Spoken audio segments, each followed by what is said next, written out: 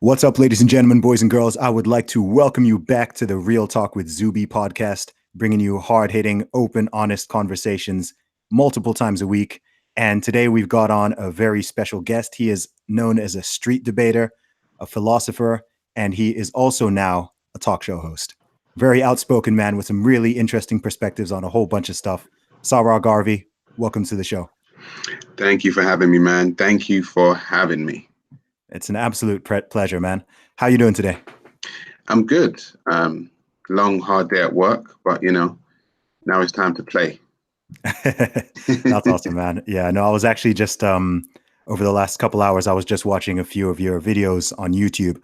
Funnily enough, I've seen them popping up on my recommended feed for a couple of years, and I've watched a couple of them in the past. And then on Twitter a couple of weeks ago, I said, who should I talk to on the podcast? And a couple of people mentioned you, and I was like, oh yeah, that would actually be a really good conversation. So why don't you introduce yourself to everybody who doesn't know you? Well, I think I kind of, popped up on the radar at London Speakers Corner. I was a debater there, debating mostly religion, a little bit of politics, but mostly religion. I actually went down there after studying Abrahamic religion for about, say, 8 years.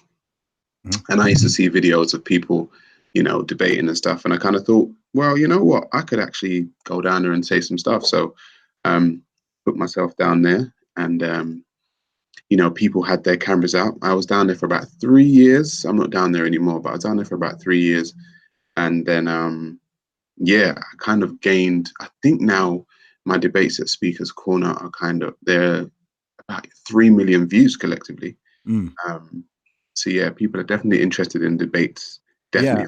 Yeah, definitely, man. I think we live in interesting times where, people are a little bit polarized. Well, more than a little bit, people are polarized in a whole bunch of ways across a whole bunch of different axes. And I think conversation is, more important now than it's ever been. I think it's really important to have open dialogue, open commentary, open debate. People are going to agree on some things. People are going to disagree on some things. But, we're living in these times where it seems like a lot of people want to shut down views and ideas they don't agree with. Freedom of speech. Exactly. We're living in a time where people are starting to question if freedom of speech is even a good thing, which is really bizarre to me, especially as somebody who grew up in Saudi Arabia, where the concept doesn't really exist. So it's weird for me to see people in the UK and in America fighting against freedom of speech because it seems like it's moving backwards rather than forwards, which is quite bizarre to me. I would actually agree with you. I would say that freedom of speech is actually under attack right now. One of my, I guess, videos that have one of the most views on YouTube was an interview that I'd done with Tommy Robinson. I sat down and spoke to Tommy Robinson specifically on the issue of freedom of speech. We both kind of felt like, it was under attack, and we sat down and had to talk about it. Now, it caused a little bit of controversy because people thought, oh my God, you guys are like totally different guys. I'm like a black nationalist and he's like a, former head of the EDL and the BNP, and he's now, I think he's going to run, they're saying he's going to run for UKIP. Like, what do you guys have in common? And what I've tried to get across to people is, regardless of what views you have in this country, okay, you're going to need freedom of speech. You need a platform to speak your truth. So if his truth is running for UKIP or, speaking about the EDL or speaking about, Muslims in Great Britain, he needs a platform to do so, just like I need my platform to speak what I feel like I need to speak about. So freedom of speech will affect everyone. And a lot of people don't really understand that trying to take down people's freedoms, I said this so many times, trying to take down people's freedoms, take it away. When people's voices feel shut down and people kind of get told not to say stuff, what builds is a pressure. Okay. And when people know that their words are going to fall on deaf ears, what is going to happen, not that I'm condoning it, the next step is physical retribution, because they feel like they can't be heard. So they want to touch you, so you can hear them. And I think if the government is not careful, I think things are going to get touched. Yeah, that's what I always say. I mean, something I've repeated a couple of times on this podcast, and I think in a couple YouTube videos, is that people really have three options. One is dialogue and discussion. Yep. Two is separation and segregation. Mm-hmm. And three is violence. Those are the Mm-hmm. only three ways you can resolve any issue. It doesn't matter if it's with your spouse, your boyfriend, your girlfriend, your child, um, someone in your community, someone Yeah. outside it, Mm. another entire nation, right? Once the talking stops, then yeah, either you need to just go your separate ways and be completely separated, which, I don't think is necessarily a good idea for a lot of reasons. But, or the other option is to go to war, whether on an individual level or on a group level. And I think when it comes to this freedom of speech thing, I just think people are not thinking through it completely, and they're not really understanding why it is so important. I mean, I had someone commenting on a YouTube video the other day, sort of trying to say that I was somehow they were saying something like the only people who defend freedom of speech are people who want to engage in hate speech. And I was like, this is such a stupid thing to say. Wow. And that's not the first time I've even heard someone say that. They were saying, the people who go on and on about freedom of speech, they're just trying to get away with hate speech and this and that. And then And they'll call you far right next. Oh, I've had all sorts of things. And then they started talking about how marginalized people need to be protected and this and that. And I was trying to tell them freedom of speech is how people who were previously marginalized and genuinely oppressed actually were able to have movements because they had freedom of speech. That's the only way. Like Exactly. all these groups you're talking about, these minorities, whether you're talking about gay people, whether you're talking about women's liberation or whatever, without freedom of speech, none of that stuff would have happened. So I think people have this sort of short-sighted view of like thinking that their personal decision of what is acceptable and what is not is the only one. So, okay, everything I believe and support is freedom of speech. Anything outside of that is hate speech. So they try to play this game, not realizing that this same thing can be used against them. I think they're becoming the new intolerant, and they try to call other people intolerant. So they're becoming intolerant of other people's views, which is basically supremacy. I've always said that any supremacist ideology is a threat to humanity. Anyone who thinks their way is the best way and only their way should be looked upon as the best way is a threat to humanity. It doesn't matter whether you're black, white, religious supremacist, Chinese supremacist, ideological. It doesn't matter what the ideology that you have. If you think it's good to think your way is better, but if you think you should enforce that on people, then we start to see the problem. Then we start to see people push back and say, hey, you can't force that on me. I know you feel that way, but you can't. I don't think the same way as you, and you can't force that on me. So yeah, I really do think that one of my co-hosts on my show, Big Bro, says we live in interesting times, and I'm going to take that from him. We live in interesting times. Yeah, I'm sure I've said that exact phrase in those exact words a couple of times, man. Yeah. I often say we live in topsy-turvy land, where sort of right is left and left is right, woman is man is woman, up is down, down is up, good is bad, bad is good. It's very strange. You're just like, what? It's becoming harder and harder to tell the line between reality and satire. That's the thing. And I noticed this myself. I don't know if you saw the viral tweet I put out a couple of weeks ago. I don't know if you happen to come across No, this. go on. Okay. It's been in international news. So at the end of February, I posted a video on Twitter. If you go on my Twitter, it's actually the pinned tweet. I posted a video of me doing a deadlift in the gym. And I said that I identified as a woman whilst doing the deadlift. So I'm now the British women's powerlifting champion in both the deadlift and the bench press. And the video got over 1.3 million views. Oh, wow. I had follow-up interviews with RT, BBC, the Daily Wire, loads of places.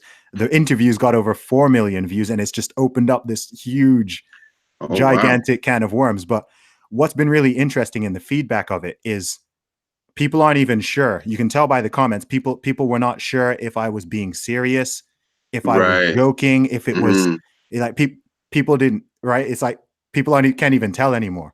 Yeah. Right. Yeah. People. I was speaking to one of my friends earlier, and he was he said some of his friends saw it, and he was like, "Oh, isn't that like your mate? Is your mate trans? Is he this? Is he that?" Like, because they couldn't even tell. They were like, "Is this serious? Is it?"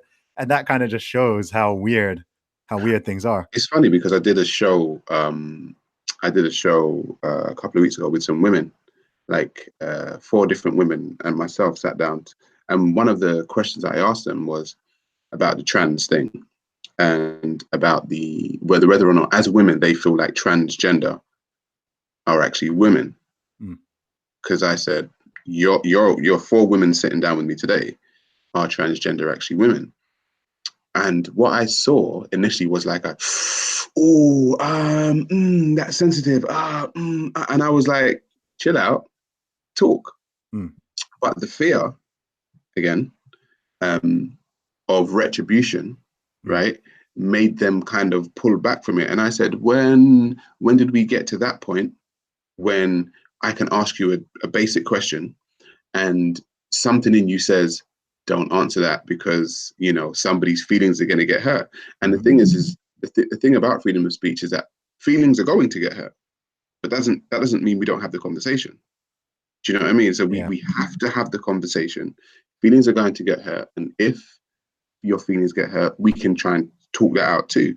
But to say, oh, you're not allowed to hurt my feelings, I'm like, well, when did feelings trump facts and logic and rationale and reason? When did we start substituting feelings for all of these things? And I really do feel like especially when it comes to the trans issue, because they were women, and I said, you've got wombs, ovaries, breasts, smear tests, periods, and all that kind of stuff, and you know what it is to be a woman. So is it okay for this man, generally over 40-year-old men, after living like a life of a man, to just turn around and say, you know what, I'm done with this man thing, I'm going to be a woman today, and you must accept me as a woman? And I'm saying, for women, how must that feel, that somebody could just kind of encroach upon your territory like that and just say, yeah, well, I'm a woman now. And it's like, yo, you spent 40 years as a man. What? I'm like, what does that feel like as a woman? Do you know what I mean? Because I know, as a man, if a woman came to me, lived 40 years as a woman, and said, no, I'm a man, my general thing is, no, you ain't. Because I know what it is to be a man. No, you ain't.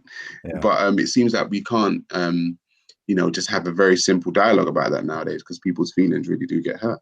Yeah, I mean, it's been an interesting couple of weeks for me though, because again, I've been able to reverse that logic. It's like this inverse logic, and this sort of weapon has been created, and as a result of all the feedback I was getting from that video when it was going viral, is anybody who criticized me for it, I was able to just flip. I was just flipping it on their head every single time.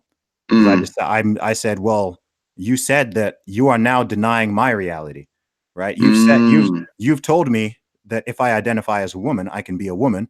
And then I post a video of me doing a deadlift where I say I identify as a woman. And now you're attacking me, claiming that I'm not genuinely a woman. But you've just told me. So you're the one now who's being a bigot. You're the one now who's being transphobic, because you don't know me. So you don't know what I was genuinely feeling at the time. Well, and there's and again, there's this concept of gender fluidity. So it's not even that you don't even need to be consistent. So I can say, in fact, when I go to the gym, I do genuinely identify as a woman when I'm in the gym. So right now I'm a man, but when I go to the gym, when I'm lifting, no, I do identify as a woman. And to deny me that is to now be a bigot. So I'm not the one who made these rules.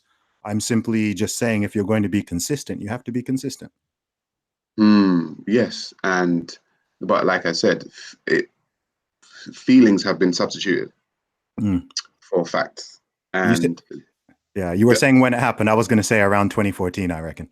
Oh, is that what happened? Roughly. Well, roughly. Was that the Bruce Jenner thing? I don't know. I feel like, don't you think around 2014 in general was when lots of stuff just accelerated, and it started seeming like a whole bunch of stuff in the past 5 years. It's just been very The past 5 weird. years has been crazy, definitely. The past 5 years has been absolutely mad with everything. With everything. It has definitely been mad. But I feel like the wave I don't want to spend too much time on it, but the wave of transgender is just like it's not going anywhere. And I feel like it's about to encroach upon, again, freedom of speech. I mean, my show is called The Black Opinion. We've only just started it a few months ago, and you know, it's gaining traction now. And yeah, we go on my show. We go into all types of topics, and we've done Brexit. We broke down Brexit on the show. We've done Donald Trump, and we've done what does it mean to be black, and that was one that I kind of wanted to speak about. Well, the show's called The Black Opinion, so it's okay. But I wanted to kind of speak about what it does mean to be black, because I feel like in this day and time, there's like a blurred line. Like, people find there are so many kind of divisions within black people generally, you know. I speak to them a lot and they say, oh, I'm a Christian. Okay. I'm a Muslim. Okay. I'm a Hebrew. Okay.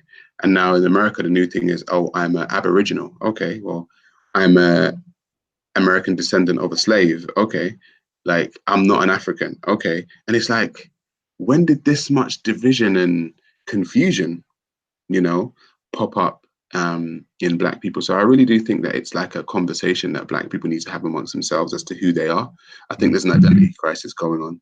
And I think that's one of the reasons why we actually made the show called The Black Opinion. It's for everyone, you know, it's not just for black people, but it's just three black guys sitting down, chopping it up, talking about different topics, really. Yeah. So, I mean, is there a black opinion? Is there an objective definition of what it means to be black beyond having a certain amount of melanin in your skin? Hell no. And that's a general consensus. No, because there are many opinions, and everyone kind of feels like their version of blackness.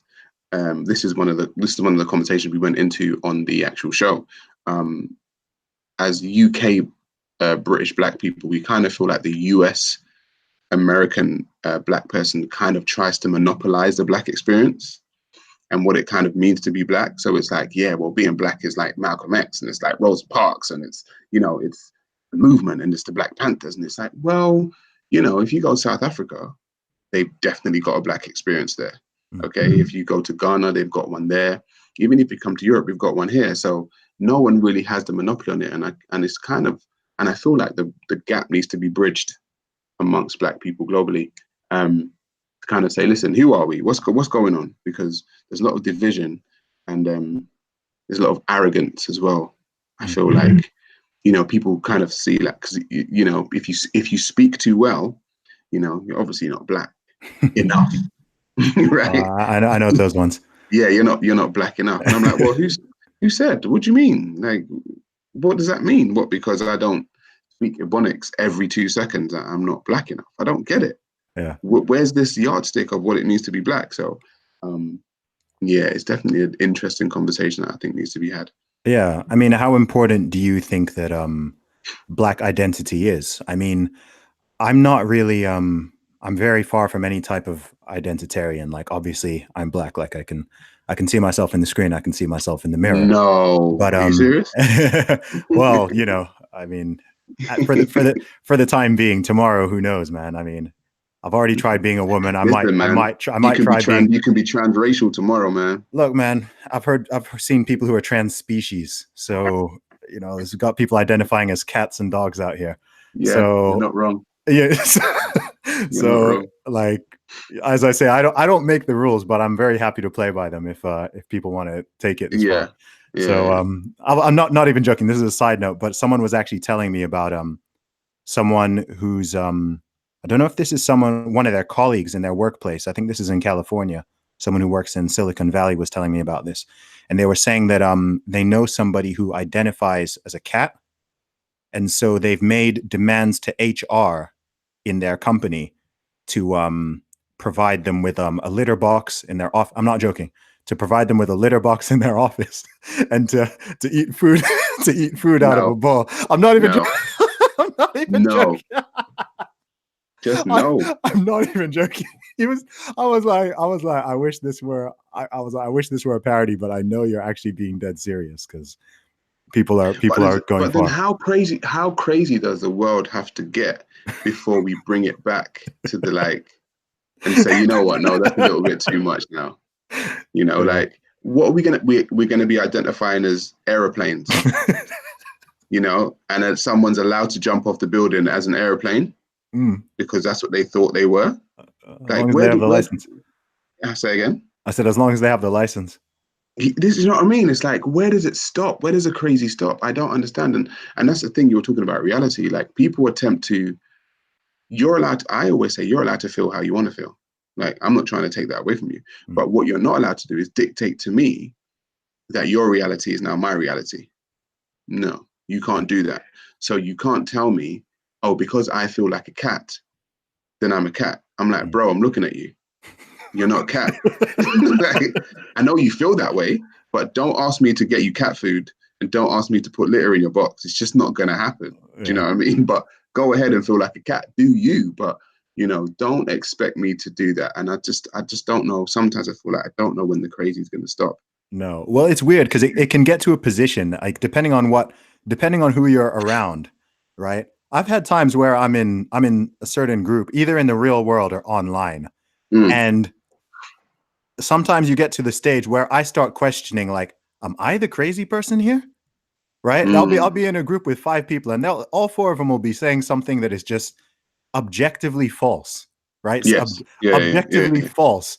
And Yeah. I'm the one who's there, like, trying to defend reality and the actual facts. And they're like, no. And it gets to the stage like when you're outnumbered, and you're like, am I the mad one here? Yeah, Like, now you're the crazy one. Yeah, now you're the crazy one. It's very strange. It's very, very weird. And you're just like, oh, majority how is rules. this? How is Majority this rules, happening? you see. Yeah, it's really weird. It's like I'm wearing a black hoodie right now, but it would be like maybe I see it as black, but I'm in a room with 10 other people and they're all telling me it's yellow. Yes. Right? I'm going to start I'm so sure it's black. Like, and it's always been black, but at some point I'll be questioning. I'll be like, am I mad? Am I the one who's like, cuz the numbers don't make sense. I'm like, how can everyone else be saying it's yellow? And then and then if they made it a law that you cannot call it black anymore, you know, you have to call it yellow. And because calling it black is going to offend some people's feelings, then yellow is the new black. Yeah. You know? And black is the new yellow. So it's really weird, I think the objectivity is something that, you know, needs to be. And I mean, there are people doing it. There are people pushing there are fringe people pushing things to be objective, you know, and logical and rational and reasonable nowadays. You know, I like people like Candace Owens. I like people like Ben Shapiro. You know, even Jordan Peterson. You know, there are people that are trying to be as objective as they can. What I do find is when people do that, you know, the people with a lot of feelings, you know, don't tend to not like it. Okay. And it feels like a lot of the mainstream media are feelings-based individuals. So they feel the need that, you know, to cater to people's feelings. And I've always said, listen, the facts don't really care about your feelings. You know, they don't. And they're not supposed to. The facts aren't even there to be good or bad. The facts aren't even there to make you feel good. They're just there to be the facts. And it's up to you, you know, it's up to you how you deal with that. Yeah, it's very weird because, you know, we can debate opinions and positions all day, but if you no longer have the baseline of facts and just simple definitions of words, it's like if we can't even agree on these things, it becomes very difficult to have a conversation, because I'm here saying, okay, these are the facts. You can put them on the table. You can look them up in a book. It's like, these are the facts. And the person's like, no, like the facts don't matter. And it's like, how can you have a conversation with that kind of person? Because you're not even working from the same substrate of reality. Well, now you're talking like this. I'll have to ask the question whether you're religious or not. Am I? Yeah. I am. Yes, I am a Christian. Always have been. Right. Born a Christian, raised a Christian. Right. So being factual and trying to be as objective as possible, there's no factual proof for the existence of a God. There's no objective proof for the existence of a God. Yet, if we go back to my speaker's corner debates, that's one of the main arguments that I used to bring to religious people. There's no factual evidence for the existence of a God. That's not to say that a God doesn't exist. Mm-hmm.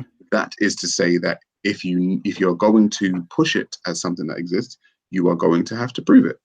Mm-hmm. Well, I mean, the entire position of religion is based on faith. Right. So I'm a religious person, but I will be the first person to tell you that I cannot be certain. I cannot tell you objectively as a fact that God exists.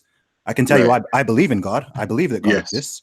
And I can understand why people would believe God exists. And I can also understand why people would believe that God does not exist.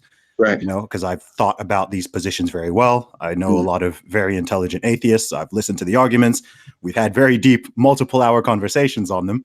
So Yeah. I understand their perspective, but I'm not someone like anyone who says that they know for certain that God exists is either foolish or is being dishonest. Because I'm a Ah. Christian, I believe God exists, but I cannot tell you, I cannot say as a fact that God exists. I'm like, I don't know. Like I can say I think he does because of X, Y, Z, and because I, you know, these things that I've experienced or that I've witnessed. You know, this is why I think, or applying certain logic to how the universe and how everything exists. Right?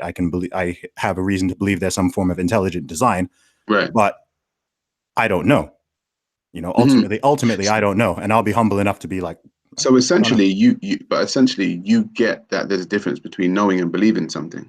Yeah, well, I mean, it's called faith. Like you're called a, I believe, I believe in God. Right? Yeah, you're a believer. Yeah. Doesn't So, mean I know that God exists. It means I believe, I have faith. So I know that I could be wrong. I cannot give you a mathematical, yeah, scientifically rigorous proof. No.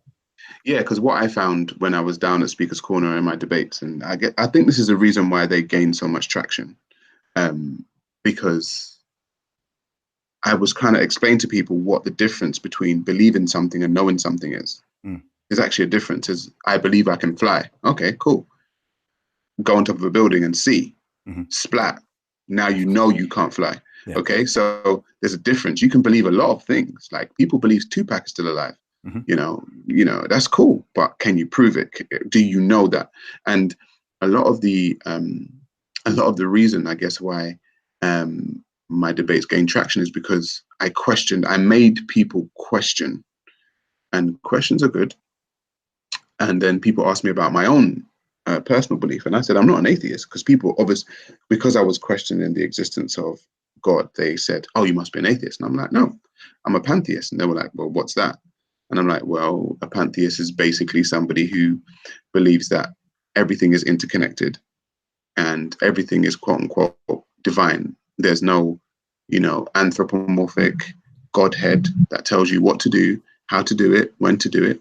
It's that everything is connected." And when I got deeper into pantheism, you realize that I realized that it was actually quite scientific. Because it's a very basic saying about pantheism is everything is everything. What pantheists say, Mm-hmm. everything is everything. What does that mean? If you go to the scientific level, everything is energy. The computer you're looking at right now, myself, Mm-hmm. everything is, energy vibrating on different frequencies. It takes on different forms. So when pantheists say everything is everything, it's interconnected. If everything is the same thing, just different, then where's the separation? Is the question that I have to people. How can you separate something that is of the same something, just Mm-hmm. vibrating something different?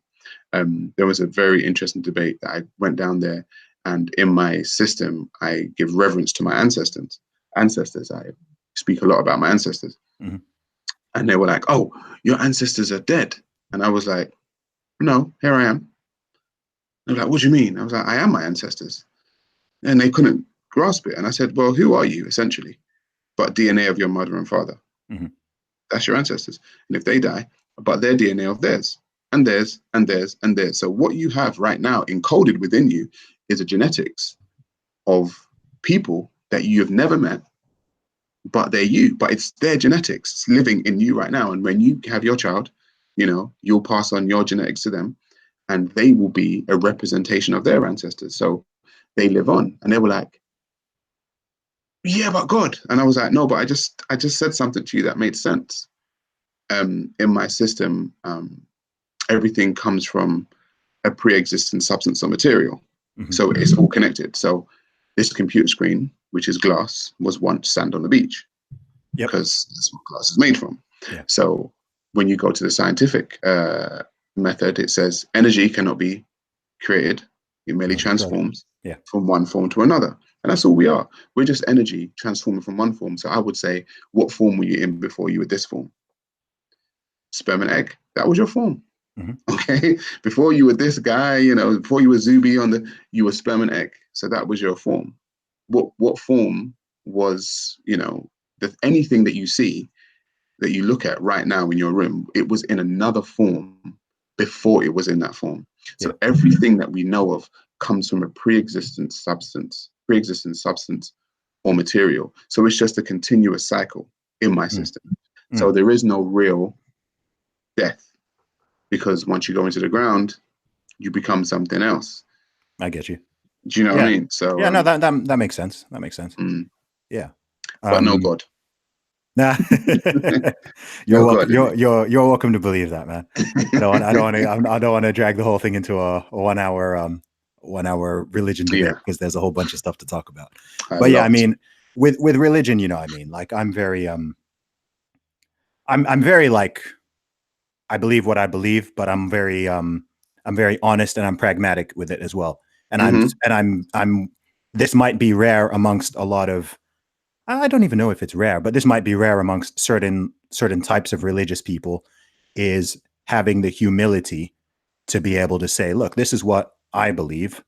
I'm not enforcing this on anyone. If someone wants to know why I believe in God, I'm like, cool, I'm happy to have that conversation. They may listen to the whole thing I say and be like, okay, that doesn't convince me, or that doesn't whatever, right? Because I mean, firstly, it's whether someone is religious or irreligious, these are like deep holes. Like it's very hard to take someone who's like a staunch atheist and give them any kind of argument that's gonna bring them to believing in God. And if you've got someone who truly believes in God and has faith in God and has done for decades, there's no atheistic argument or scientific argument that's gonna pull those roots out. You know what I mean? So I mean, I was once religious. There might be, but I mean, it happens both way around, doesn't it? You've got people who are atheists their whole life, and then they become religious. You've got people who have been religious their whole life, and they go the other way. So it can happen.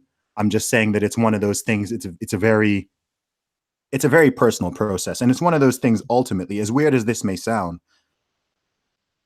obviously to me, I'm a religious person. Like it's extremely important in a way, but it's quite unimportant in another way. Like in terms of people's day-to-day lives, in terms of people being able to get on with each other and be tolerant in the legitimate sense of the word, and to be able to appreciate different perspectives and all that, it's like it doesn't really matter, right? If someone's using their religion to go out and not unless people, they're trying to, they're trying to hurt you with it. If you're using it to justify malice, or to justify murder, or to justify some war or something, which it has been used for in the past. Of course it has. And currently. And in the present. No, absolutely. I'll be the first to say that.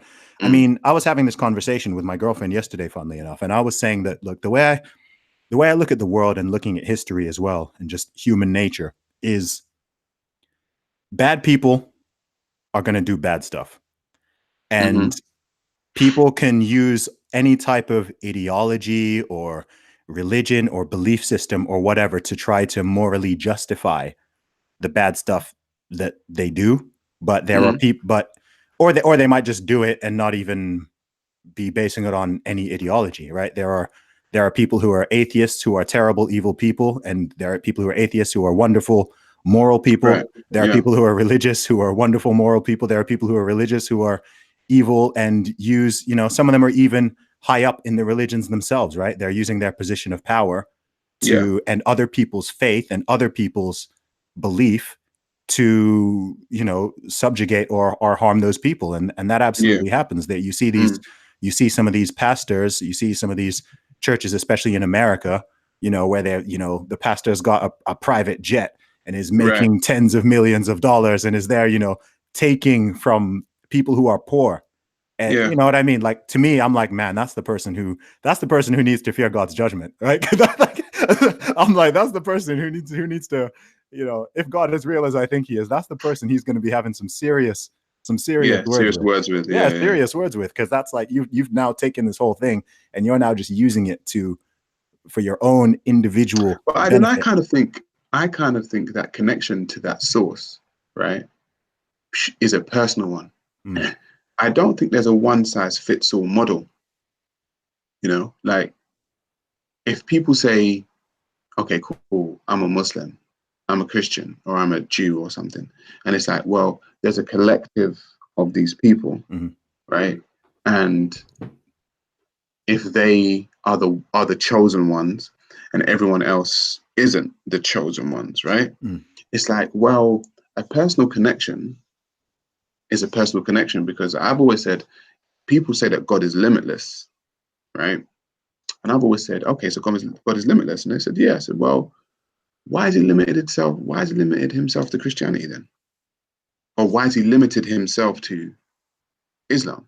mm, Why has he limited himself to Judaism? If this thing is limitless, I look at it mm.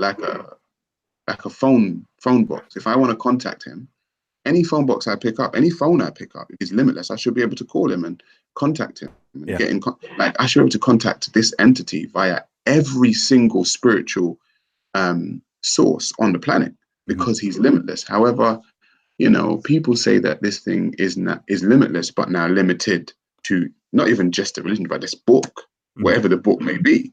And I'm just like, that seems highly convenient Yeah. for the follower. That's not my personal perspective. Mm. I mean, the way I've always looked at it, literally since a child, and again, maybe because I grew up in Saudi Arabia, so I grew up in the most Islamic country that exists. And you're a And Christian. I'm a Christian, yeah. Did So you grow up a Muslim? no, I grew up a Christian. My whole family's Christian. My Oh, so yeah. Christians are cool in Saudi now. Yeah. I mean, if you're a family who's like, I mean, we lived in like a big expat community. Oh, So okay. I yeah, get yeah, you. yeah. So I mean, if Okay. you're there, then it's like, yeah, it's cool, whatever. Yeah, it's cool. Yeah, You okay. know, you don't want to go out into the cities and start, Yeah, and start saying you're a preach, Christian. start preaching start bringing a Bible out and preaching Don't on the go to street. Yeah. Mecca and say you're a No, Christian. you're gonna get arrested quick time. But Yeah, yeah. no, in terms of that, it's fine. So I mean, the way I've always viewed it, and of course, literally since a You child, sound of like you course, were from a military family. no, my father's actually a medical doctor. Ah, okay, My mom okay, was a journalist, so okay. yeah, no, we lived out there for like 19 years. So Wow. yeah, that's why I don't sound British. That's why my accent's like Yeah, that. yeah, yeah, yeah. Yeah. So Okay, so continue. yeah, Yeah. no, so I was saying, I mean, the way I've always viewed it, and some people disagree with me on this one, but I think my belief, certainly with the Abrahamic religions, is that it's all the same God. I view it as different ways of worshiping the same God. I don't think that there is a Christian God and there's a Jewish God and there's a Muslim God. I think it's all the same God. Some people disagree with that perspective, but that's how I've Mm. always viewed it. It's all the same God, and you have different ways, different traditions, different ways of doing things, but ultimately you're all praying to the same God. I don't see it as like, okay, this is my God versus your God versus your God versus your God. Like I don't. Mm. That's never how I viewed it. Some people disagree, but that's how I've always viewed it. A Because lot would listen. If you came to speak, if you were ever at Speaker's Corner in London, yeah, they'll disagree a lot with you. and that's fine. And you know, I mean, whether or not that is correct, I don't know, but it certainly makes sense to me. And it also makes sense from a terms of practical harmony and unity. Do you see what I mean? So Yeah, if but then the thing is, what it sounds like in you is that essentially you're a person who wants to be cool with everyone, you know, like, and everyone cool with you, and kind of, you know, you do your thing, I do mine, it's all good. mm, Which, I'm that kind of person, but I just find, me personally, religion does, it likes to divide people, mm, and it does divide people, and it I do question it whether or does not it does, but it also unites people. it So does. It it does unite depends people, on. It really depends on. but it can unite people Yeah. in dividing them Mm, from the other. Do you know what I mean? So, you know, yeah. I spoke to a lot of Muslims at Speaker's Corner, Mm, and they were very united in division hmm against the kuffar. mm, Do you know what I mean? Against the one who's not of them. So, you know, they will take literally any word from any Muslim over someone who's not. even if the one who's not a Muslim makes more sense. Yeah. Well, Doesn't I matter. mean, that's a problem. I mean, that's when people are, you know, everyone's an individual. As we've been talking about earlier, some people are a lot easier to have a discussion or a debate with than other people are. With some people, it's very tiring because they just, you know, a lot of people struggle to separate themselves from their beliefs.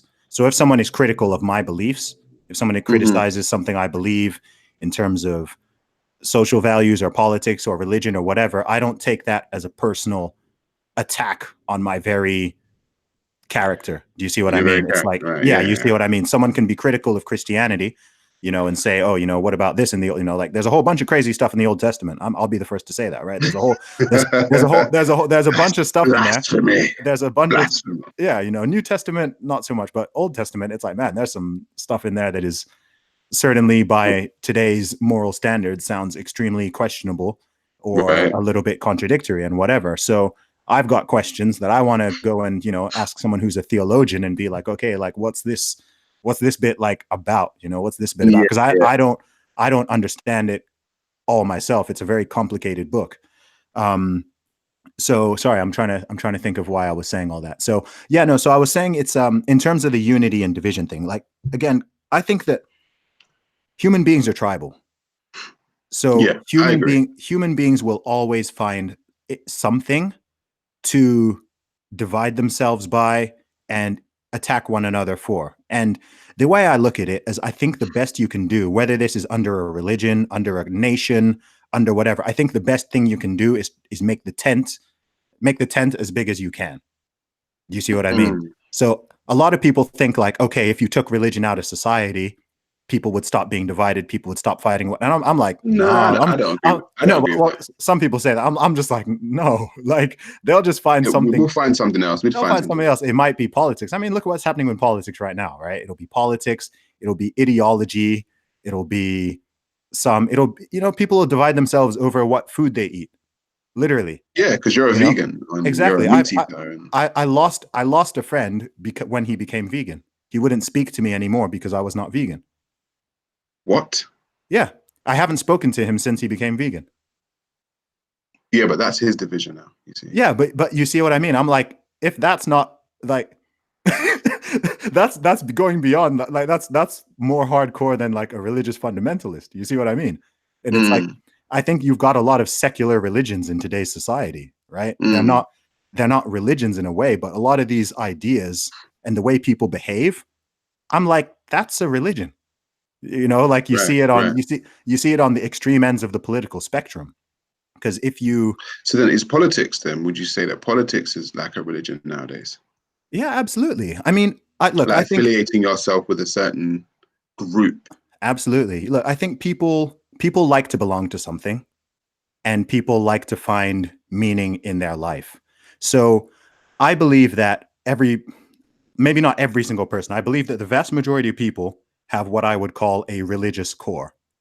And that can be filled by a religion, or it can be filled by another type of belief system or ideology, because ultimately people are gonna, you know, we're on a spinning rock. We're pieces of sentient meat on a spinning rock that's like flying through space. Right. But people want meaning. You know what I mean? Like people want, at some point in your life, people are going to be like, well, there's no spinning rock, man. The earth is flat. Didn't you know? I have heard. And people are welcome to believe that one too. But that one, I think the counter evidence is a bit more is very strong. But no, that's a conspiracy, man. That's a conspiracy. Yeah, but you know, I mean, like again, that belief system is. That's what they say. I'm just bringing the argument. I know, man. That belief is, you know, as we've said earlier, people can believe whatever they like. But I do think that's what is interesting is you'll find a lot of the people who are the most fanatical about some of the ideas we were talking about earlier. Those are not religious people in the traditional sense. Those tend to be people who don't believe in God. But I think that their own religion, you could call it intersectionality, you could call it extreme leftism, you could call it whatever you want. Sorry? Secularism? Yeah, but it's almost like it's become a reality to them. They even have their own words, they have their own rules. They get extremely offended if you question them or challenge them.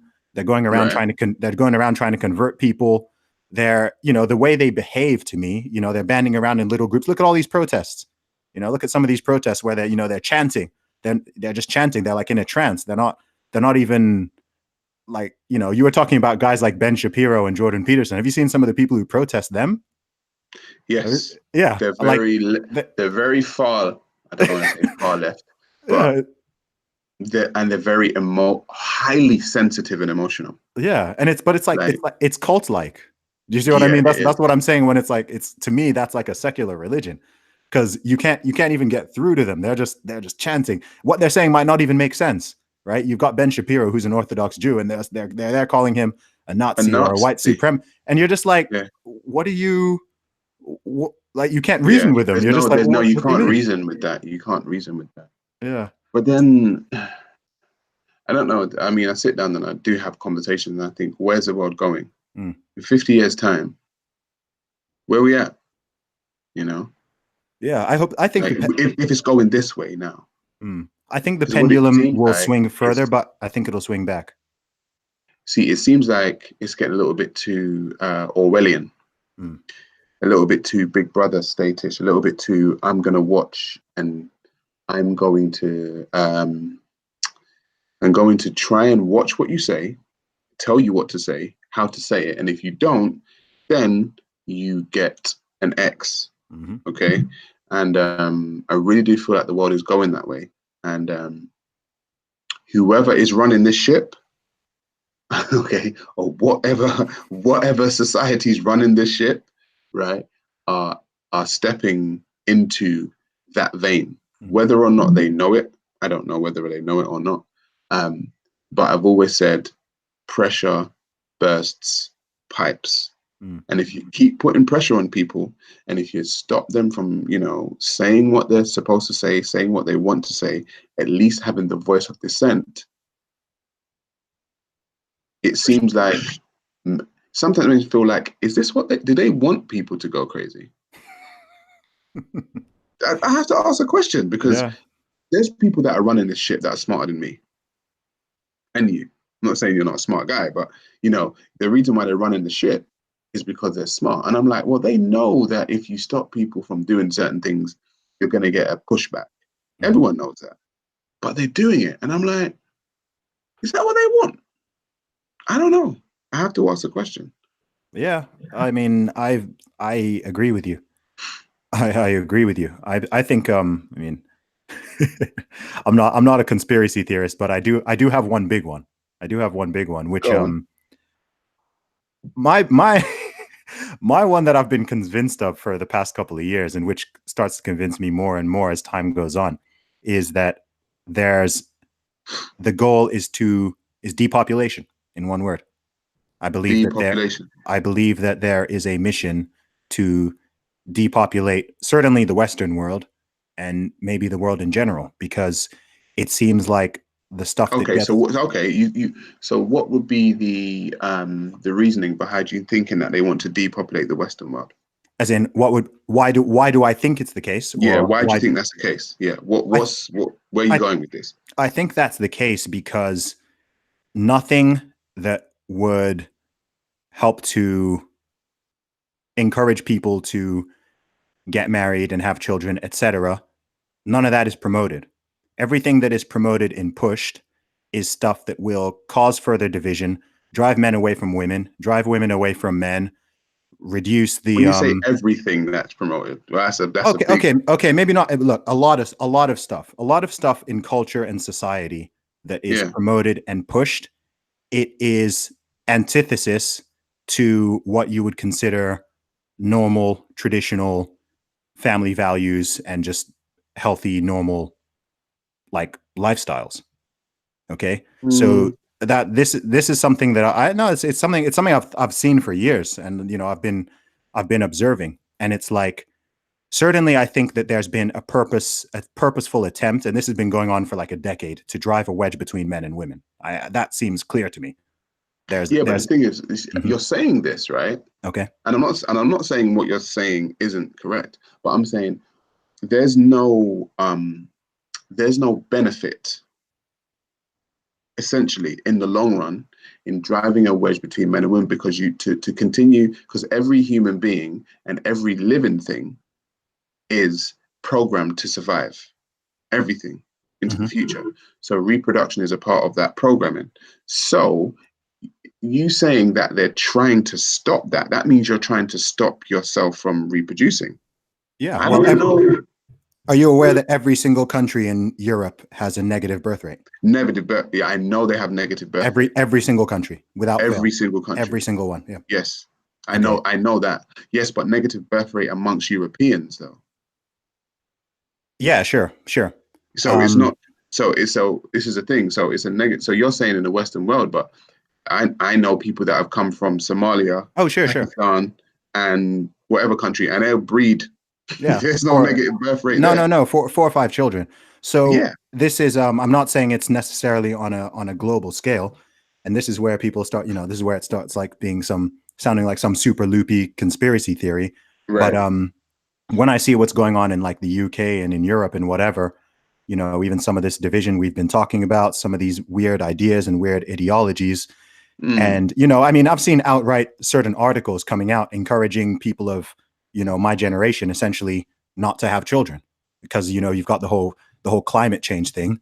And people are saying, the best thing you can do for the climate is to not have children. Or if you're absolutely going to just have one, they're putting out articles telling you how much money you can save by not having children, all the benefits of not having children. And people are buying it up. It's working, right? There aren't, decades ago, someone by the age of 30 would have, a man by the age of 30 is standard would have like 2, 3, 4 kids. Yeah, exactly. Just standard.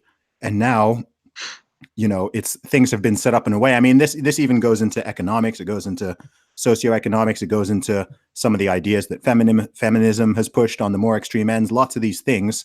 It's, ultimately it leads to the destabilization of the family unit.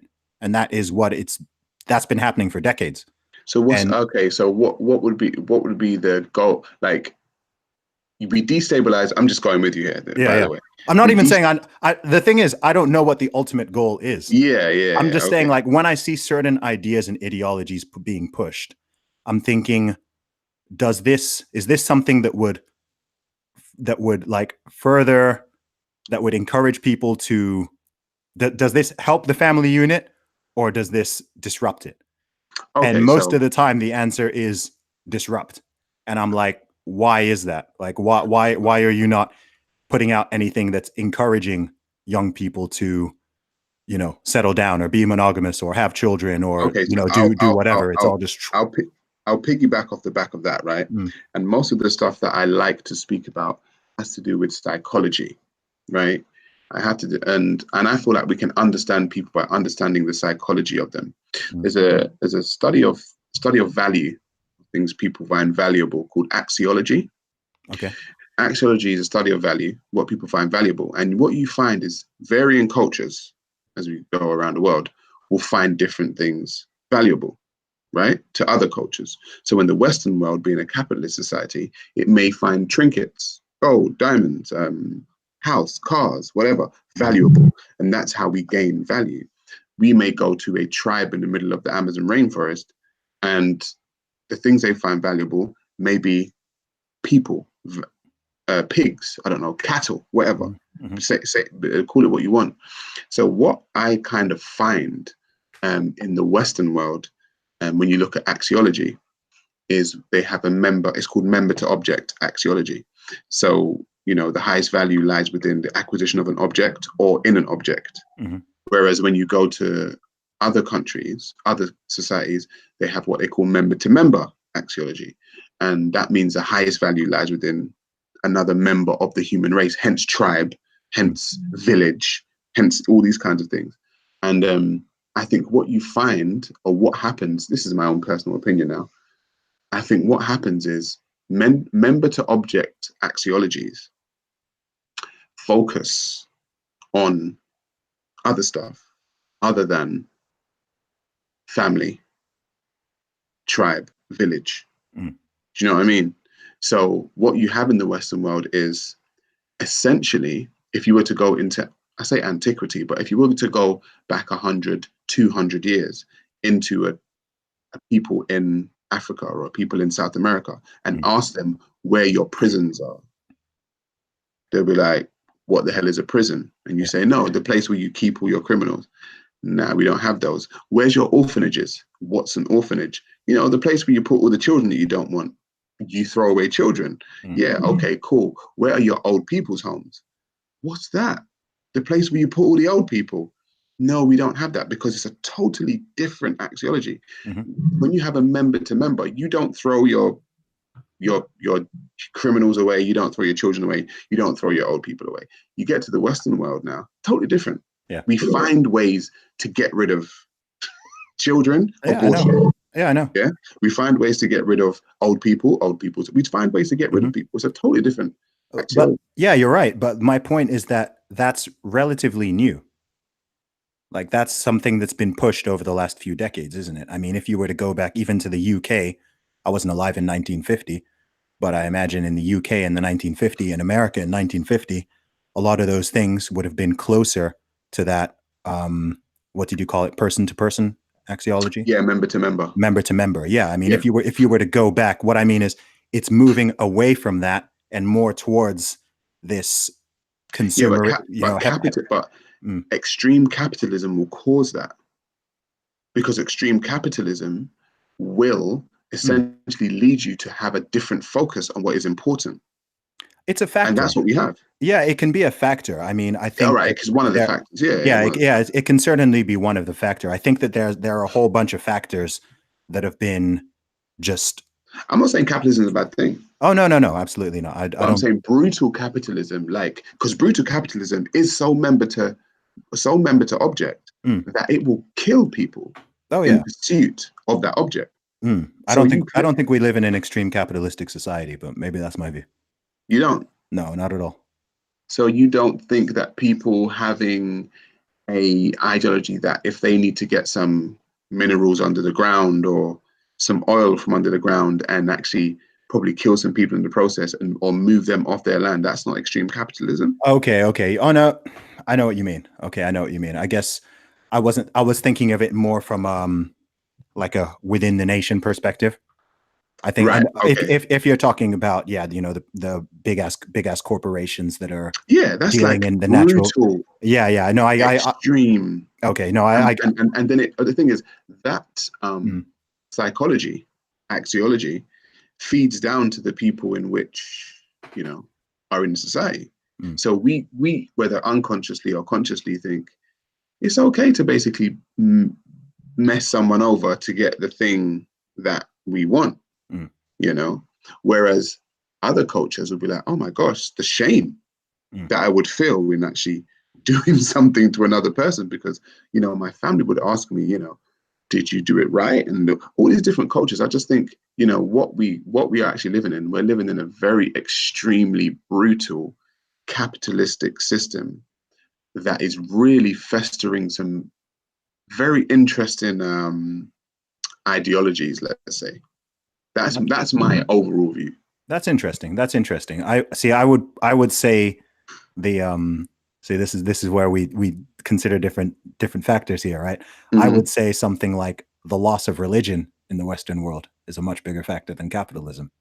Okay, why? What do you think loss of religion has done to the Western world? I think it's shifted the axiology in terms of what people value, both individually and as groups. I think it's just skewed people's perspectives of what is important, what is valuable, what they should be grateful for. I mean, it's linked to this whole, we're living in the time where there's just this rise, this mental health crisis, for example, right? People are lack of meaning, lack of value, lack of gratitude. I mean, on paper, people are better off than pretty much they've ever been. People 100%, are the places with the highest levels of depression and anxiety are the richest countries, not even the richest parts of those countries. That's where everyone is on antidepressants and everyone's on all this stuff. And it's like, I think people have moved so far away from what it was that previously gave meaning. Whether or not someone believes in God, religion gives people meaning. It gives a lot of people meaning. Family gives people meaning. Having children gives people meaning. A marriage gives people meaning. You're living in this time. People are like, oh, marriage is outdated. People say, oh, marriage is we don't need that. You know, if you want to, you know, like all the kind of traditional things that previously, I believe, sort of held that fabric of society together for the most part. It's being lost. I just think it's all getting very fractured.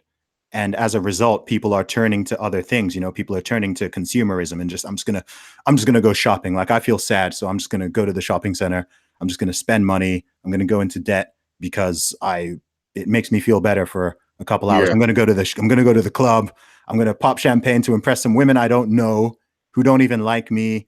And you see it manifest in all these sorts of weird behaviors. You know, you see it. When Okay, you say sorry. religious, when you say, see, the thing is, for me, it's different. You know, potato, potato, or tomato, Yeah. tomato. But I call it spirituality, because I Okay.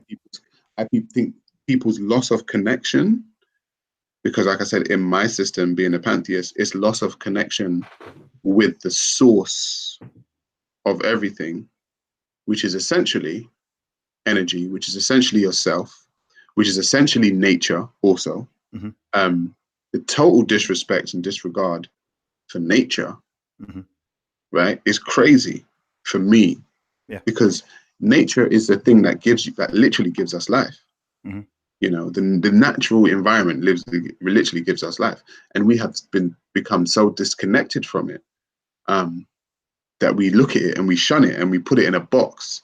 We're like, oh, look at that, that's nice. It's like, yeah, that's the natural stuff. So, you know, I feel like you may say religion, which I totally understand. You may feel like it's a disconnection. Maybe God is a better term to use than religion, because even in your Yeah, own. but then what's that? What I mean is, God to me is nature. yeah, well, it may well be. I mean, God to me is nature in a way. That makes, you know what I mean. So I may have a different view of God. I mean, even the word God itself can be complicated, because 100%. I know. two people can say God, and you know, so what you were just describing in terms of nature and energy and, you know, everything being interconnected, to me, in a way, that's in a way what I perceive God as.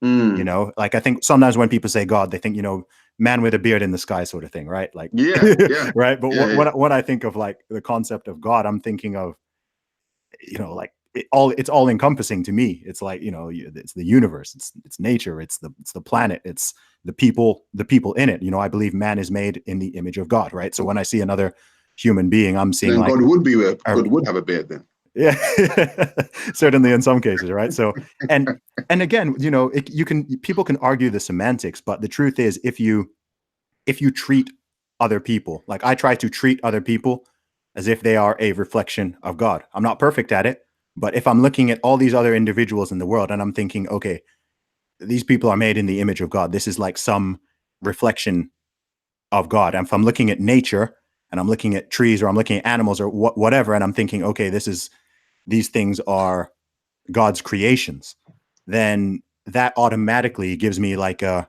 respect and a gratitude that, you know, maybe I could have without my religious belief. Surely I could. Which is similar to, But I said, being a pantheist, because you hmm. believe everything is interconnected.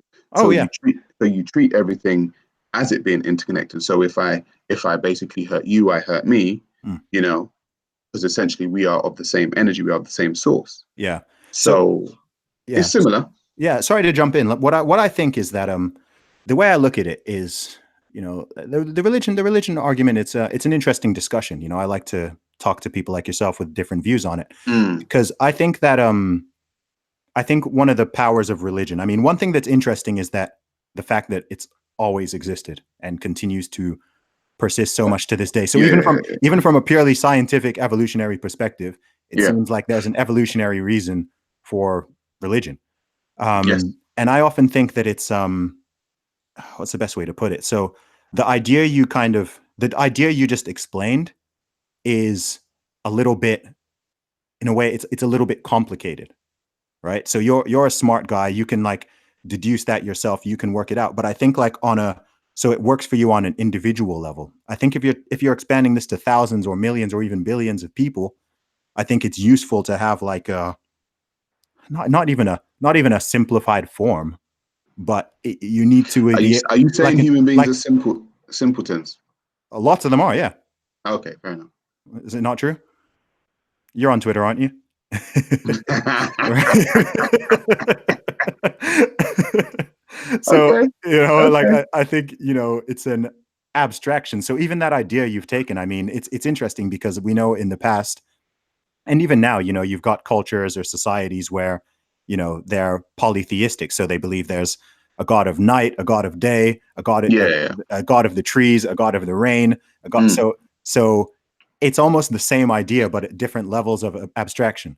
You kind of see what I mean? Yeah. It's kind of Yeah. all the same, whether you call it pantheism or polytheism or monotheism. The idea is To be connected kind to of the something. same. Yeah, it's kind of the same. It's just like a different level of You're gonna go to hell for that, man. You know, I don't- you don't talk like a regular Christian, Zuby. I'm just saying. Dude, I'm a big thinker. I'm an Okay. intellectual. Like No, I like I to, like it. I yeah, like it. I like to think, and I'm very like I said, I've got my personal beliefs, but I try as much as I can be to be pragmatic and to be rational. I know both of my parents are Christian. My whole family's Christian. I'm sure if I were born into a Muslim family and if I were raised as a Muslim, I'd probably be a Muslim. If I were born into a Buddhist family and raised as a Buddhist, I'd probably be a Buddhist. So Yep. I recognize that my beliefs are somewhat based of just, Circumstantial. yeah, circumstantial. I understand, and Yeah. that's for a ton of people. So of course I went through that stage, especially as a teenager, as a young adult, where you're questioning things and you're going through the different arguments and seeing different perspectives and things like that. And Mm. I think that's important. I don't think it's good to believe blindly, right? I don't think Okay. it's, yeah. I think if you're a religious person and you've never questioned your own beliefs at any point, you're, I don't know, like I'd say you're not really, You're not thinking. yeah, yeah, you're not thinking. No, because it's Yeah. like, Yeah. how can you not at any point have like certain doubts or certain questions or anything like that? And I think most people, if Mm. they're being honest, But that that might come happens. with But that comes with maturity, Mm, I think, and not just. I'm not talking about age. mm. I'm talking about psychological maturity, and that can, because you can be 50 and 60 and still not question. Oh, sure. Um, I just think, yeah, it comes with some kind of psychological maturity and also a sense of humility Yeah. and not and to put the ego aside and the arrogance aside and say, you know what, I might not be right on this. Yeah. But I'm Yeah. okay with not being right, but it's Yeah. still cool for me. Do you know what I Exactly. mean? That comes with a certain sense of humility, and generally, in my experience, I don't generally come across those types of religious people. Oh, Generally, so that's you're interesting. unique. Oh, that's good. You I are think I'm you. unique in quite a lot of Yeah, ways. yeah, yeah. So that's good. But yeah, I mean, I think that's just I think that's a personality thing. I mean, it's funny because I feel the same way with a lot of atheists. Like the really, like, I've come across some atheists who are really, militant in a way. Mm, The joke I like to make with them, which always annoys them, is I'm like, mate, you're more religious than I am. yeah, yeah, I'm telling you this is what I believe, but I might be wrong. And yeah, yeah, yeah. you're not giving me an inch here. You An know what I inch. mean? Yeah, yeah, You're not giving me an inch. I'm just trying to explain. Like, I'm not saying you need to believe what I believe. I'm just trying to explain. You're like, nope, nope, nope. Like this is yeah. it. It happened. And then even I'm like, okay, so tell me how the world was created. And then they'll tell me all this story about a The Big Bang and bolt of lightning struck the primordial ooze, and there was some huge explosion. And and I'm kind of like, how do you know that? yeah, I'm like, how do you know that? Like, we don't know what's at the bottom of the ocean, and you're trying to tell me what happened 200 million years ago. And they're yeah, like, yeah, but science. And I'm like, well, have you looked into it, or are you also acting on faith? I'm yeah. like, I don't know how the world I was. I don't mean, know. like I said, for me, some questions are not able to be answered No. because we just weren't there. Yeah. I really do believe some questions are not able to be answered, and I think with that humility comes a little bit with it comes balance. I think you get a little bit more balanced. You won't. There are certain arguments you just won't get into because you're like, you know what? It's just not worth it because it's not going to go anywhere. If I buy it and they buy it, it's just going to be two pit bulls with a bone. It's pointless. Mm. And and just because you've got the bone, it doesn't mean just because you're the most aggressive, it doesn't mean you win the argument. And that's what I've come to find. So it's like, okay, cool. I understand now when to just say, you know what, just do you, I'll do me. We don't agree. We can agree to disagree. It's fine. And that's why I want people to tune in to the Black Opinion. Absolutely, man. I gotta plug Absolutely. it. No, that's all good, man. We've got I'll probably go for about another 5 minutes, so I'll definitely ask you about that in a sec. But what I was gonna say, just last thing on that topic is ultimately with a lot of these debates, especially things about like how did the world begin? How did what was the begin? The truth is, it doesn't really matter. You know what I mean? It's an interesting conversation. In the grand scheme of things. In the grand scheme of things, though, in terms of how we live our lives from now onwards, like we're here. We can accept that. I'm assuming we can accept that we are here and we exist. Yes. So the more important question to me is like, okay, how do we live our lives? How do we structure society? How do we increase peace, minimize war, and hopefully all be happy? You know what I mean? Yeah. So arguing over what happened hundreds of millions of years ago, it doesn't really, it's like, it's a fun intellectual exercise, but in the grand scheme of things, it's like, who cares, bro? We're here. Like whether you think God made the earth in 7 days, or you think that there was a massive explosion out of nowhere and everything just evolved until we, the chimpanzees stood up and started talking like us and eventually became it's actually not a chimpanzee. It's actually it's not a chimpanzee. Bonobos. Okay, we share a common ancestor. Common ancestor. Yeah, common ancestor. Yeah, I know. There you go. I'm kind of dumbing it down. Which is a common mistake. Yeah, no, it's not really a mistake. I know that we're not technically directly evolved from monkeys. Okay. It's just a. You just like to take the Mickey out of them. Yeah, because they never do it the other way around either. No, they really do. Yeah. They really do. Trust me on that. They really do. Exactly, man. So, bro, what have you got? So tell us what you're working on now and what you've got coming up. Okay, so what I'm working on now is the Black Opinion discussion show. Myself, Big Bro, and Marcus Loveless. You can catch that on my YouTube channel. We've got 3 episodes out at the moment. I'm actually going on a 2-week holiday, so we won't be able to film for about 2 weeks. When we do come back, we'll be filming at least the next 6-7 episodes. So the Black Opinion is that. Also, I'm going to be filming a documentary after that. I don't want to tell you people what it's about, but it's definitely something I think people will be interested in. And hopefully by the end of the year, I've also written a movie. By the end of the year, I hope to at least shoot the promo for that movie. Okay. So, but the first initial thing right now is the Black Opinion. That's what we're working on right now within the next 2 to 3 months. Hopefully by the summertime, we can do a live, either on the street or in a venue, the Black Opinion. That is the goal. I want everyone to kind of, get on the train, subscribe to the YouTube and the Twitter and the Instagram. And follow me. The Black Opinion isn't just for Black people. It's for everyone. It's basically 3 Black guys sitting down, like I said, chopping it up. So don't hear the title and be like, oh my God, that's not for me. It's for everyone. And we just want to get conversations going. We want to get discussions going and want to get people thinking. That's awesome, man. Well, that's what it's all about, and I hope that's what we've done on this show today. Yeah, man. Absolutely. Ra Garvey, thank you so much for coming on the show, bro. It's been great to talk to you. Thank you very much, Zuby. Thanks for having me. No doubt, man. And I'm sure we'll talk again soon. All right, then, bro. Okay, man. Take care. Bye-bye. Peace.